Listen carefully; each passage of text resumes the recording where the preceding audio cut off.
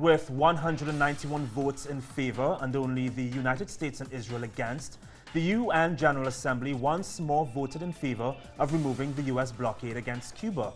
The vote comes as the United States and Cuba are finally normalizing relations, but the U.S. still voted no. teleSUR's Bianca Perez has the details. The Assembly is now voting on 191 of the 193 members of the United Nations voted in favor of the United States lifting the economic blockade that for over 50 years has been instilled on the island of Cuba.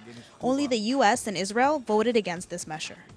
The facts clearly show that the economic, commercial, and financial blockade imposed against Cuba is in full effect. 10 months after the announcements made on December 17th, there have been no tangible modifications or substantial in the practice of the blockade.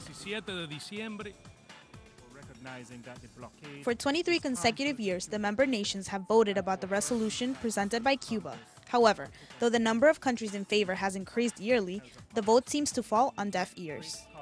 It will remain symbolic, and it has a reputational cost to the United States. It's very unlikely to have any impact on the Congress, because the Congress is generally divided among people who already know what they think, and they're really worried. For this analyst, the reason that the U.S. voted against the resolution was that there wasn't a recognition of what they see as a major effort.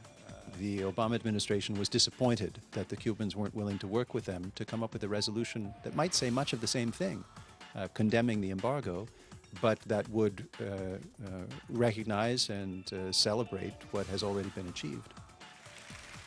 The international community showed their support for the island nation during the plenary session. Our support and unconditional solidarity once again with Cuba, with its people and its government for their heroic gesture. The Cuban Revolution, which taught us the first steps towards dignity and the restitution of our rights to the peoples of Latin America and the Caribbean. According with the Cuban government, the economic blockade has cost the island of Cuba more than $800 million thus far. Bianca Perez, teleSUR, Washington, D.C.